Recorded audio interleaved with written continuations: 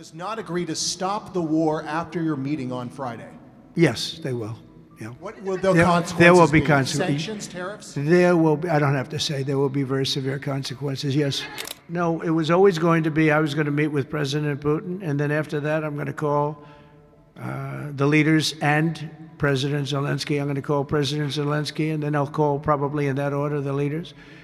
There's a very good chance that we're going to have a second meeting, which will be more productive than the first, because the first is I'm going to find out where we are and what we're doing. I would say the second meeting, if the first one goes okay, we'll have a quick second one. I would like to do it almost immediately, and we'll have a quick second meeting between President Putin and President Zelensky and myself, if they'd like to have me there.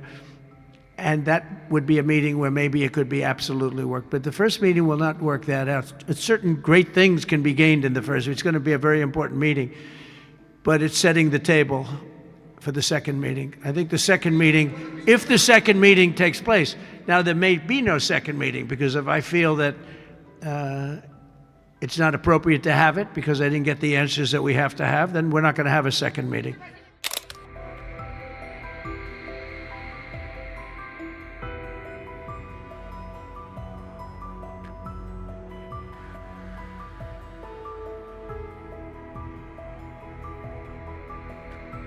We had a very good call. He was on the call. President Zelensky was on the call. I would rate it a 10, very, very friendly. I know the leaders because I was at NATO, as you know. I took it from 2% to 5%, 2% that wasn't paid, 5% that is paid, which is trillions of dollars in defense capability. No, it was always going to be, I was going to meet with President Putin, and then after that, I'm going to call the leaders and President Zelensky. I'm going to call President Zelensky, and then I'll call, probably in that order, the leaders. There's a very good chance that we're going to have a second meeting, which will be more productive than the first, because the first is I'm going to find out where we are and what we're doing. Again, this is Biden's war. This isn't my war. He got us into this thing, and it should have never happened. This war would have never happened if I were president. But it is what it is, and I'm here to fix it, and I'm here to stop 6,000, 7,000 people last week. 7,213 people last week were killed, mostly soldiers. But missiles being lobbed into towns don't exactly help either, but mostly soldiers. And Ukrainian and Russian, they're not American soldiers, but if we can save a lot of lives, it would be a great thing. I've stopped 5 wars in the last 6 months. And on top of that, we wiped out the nuclear capability of Iran, obliterated it. It's turned out to be a correct word, by the way, because some of the press said, well, maybe it wasn't obliteration. It was obliteration. And we're going to meet with, I would say the second meeting, if the first one goes okay, we'll have a quick second one. I would like to do it almost immediately, and we'll have a quick second meeting between President Putin and President Zelensky and myself, if they'd like to have me there. And that would be a meeting where maybe it could be absolutely work. But the first meeting will not work that out. Certain great things can be gained in the first. It's going to be a very important meeting. But it's setting the table for the second meeting. I think the second meeting, if the second meeting takes place. Now, there may be no second meeting, because if I feel that it's not appropriate to have it because I didn't get the answers that we have to have, then we're not going to have a second meeting.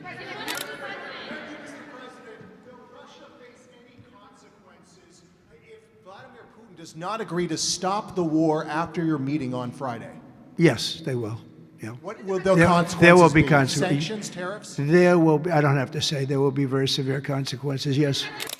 We're doing that and doing some other things, and we're going to also fix up a place called Washington, D.C. We're going to make it so beautiful again. We're going to be redoing the parks, redoing the grass. Grass has a lifetime like people have a lifetime. And the lifetime of this grass has long been gone when you look at the parks where the grass is old, tired, exhausted. We're going to redo the grass with the finest grasses. I know a lot about grass because I own a lot of golf courses, and if you don't have good grass, you're not in business very long, Lindsey Graham. By the way, you have very good poll numbers, Lindsey. I just saw. Congratulations. But a few short months ago, I became chairman of the Kennedy Center, and we completely reversed it. We reversed what was happening.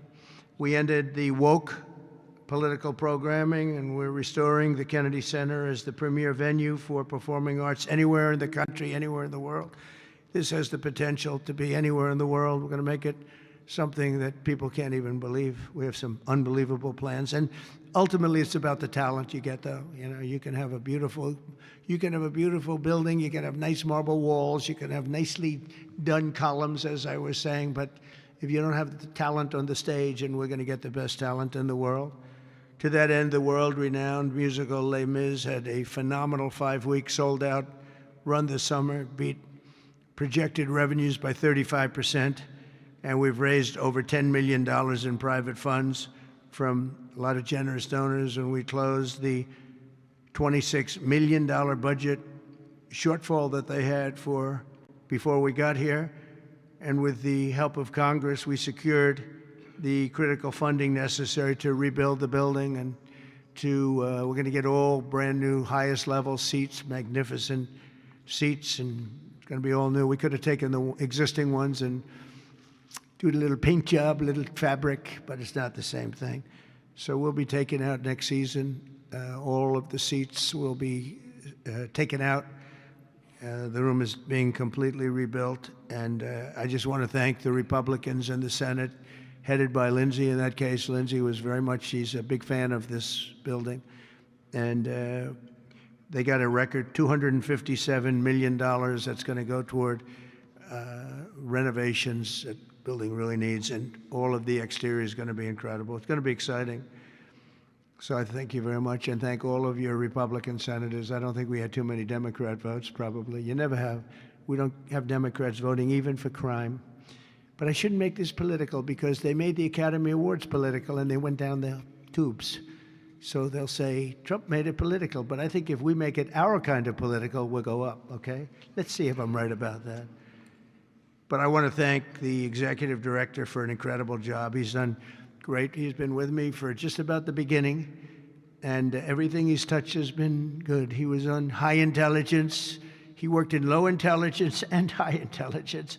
He did better with the high intelligent people, but he's been fantastic. He's the executive director, Rick Grinnell, for his work. Thank you very much, Rick. Unbelievable job.